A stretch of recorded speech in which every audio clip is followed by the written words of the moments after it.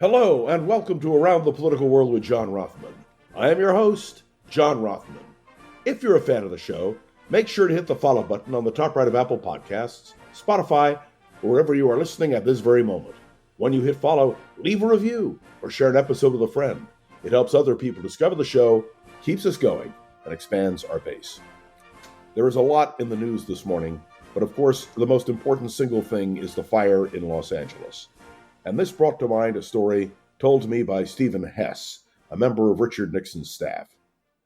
Early in November of 1961, the Southern California area experienced a disastrous series of brush fires, which played an eerie game of leaping from house to house in the fashionable Bel Air and Brentwood sections of Los Angeles.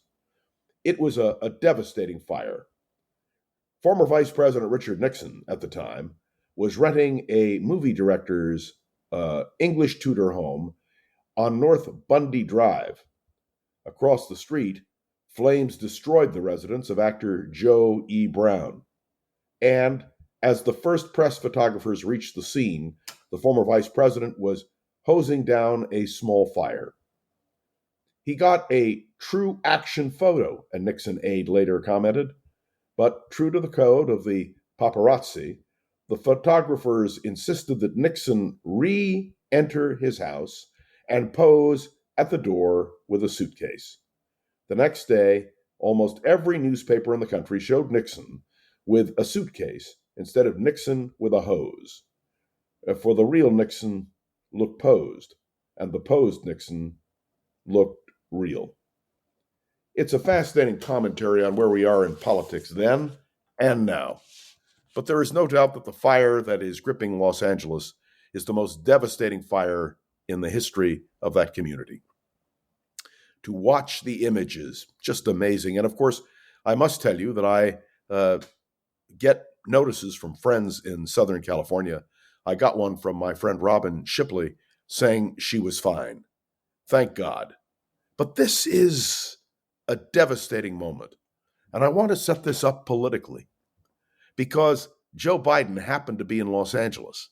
And as all of you know, he was right on the spot, right there, promising aid and standing tall with Governor Gavin Newsom, united in offering relief to the people of Southern California.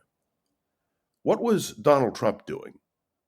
Donald Trump was pointing a finger at Gavin Newsom, saying that he and, of course, the Biden administration were responsible for this devastation in Southern California.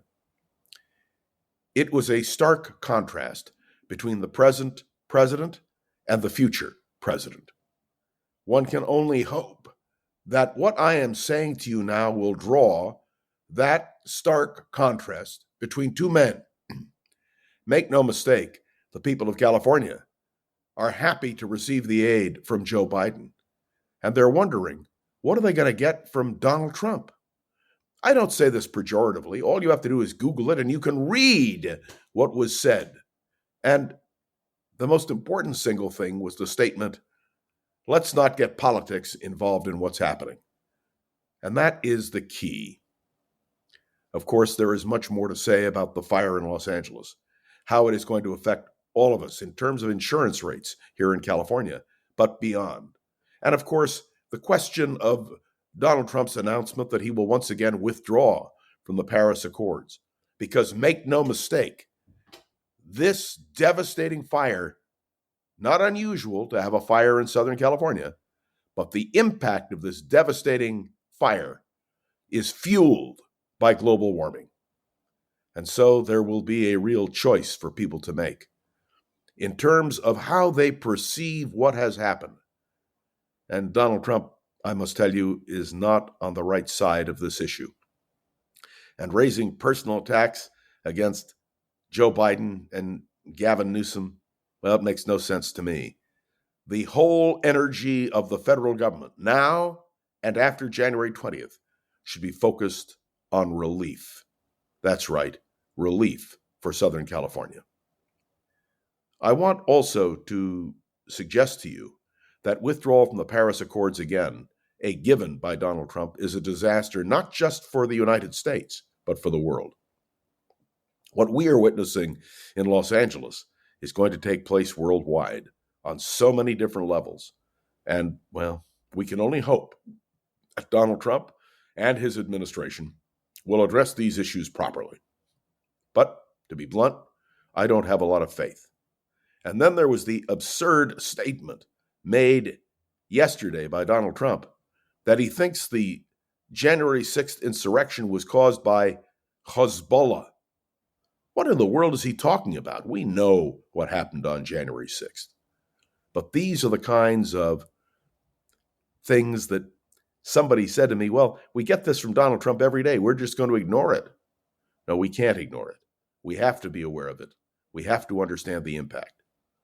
The other important news this morning came from Secretary Austin, a $500 million aid package for Ukraine, because, frankly, the Biden administration is doing everything it can to ensure that Ukraine will have the wherewithal to keep fighting against Russia. What will Donald Trump do? Nobody knows. But certainly the indications are that he sides with Russia and not Zelensky. I say this to you because I want you to all understand these are catastrophic times. The one other observation I would make today is that in just a few minutes, the state funeral of former President Jimmy Carter, the 39th President of the United States, will begin.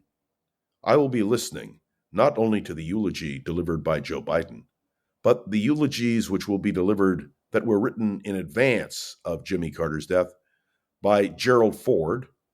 They had made a deal that one or the other would speak at whosever funeral they survived. And also by Walter Mondale's son. Walter Mondale was Jimmy Carter's vice president. So today, there are so many aspects of history, so many aspects of things to talk about.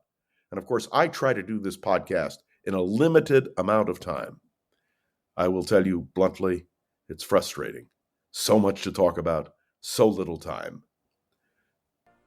Thanks for tuning into another episode of Around the Political World with John Rothman. Make sure to follow along and let me know your thoughts on the show by leaving a review on Apple Podcasts and sharing an episode with a friend or colleague so we can continue to grow and expand, which I remind you each day is our goal. I also want to point out that you can interact with me on Facebook, on LinkedIn. Let me know what you think. And of course, I want to thank Gogo Zoger, the wonderful producer of Around the Political World. She does such a great job. This is John Rothman. You are listening to Around the Political World with John Rothman. I will now excuse myself so I can listen to Jimmy Carter's funeral. Another moment in history. See you tomorrow.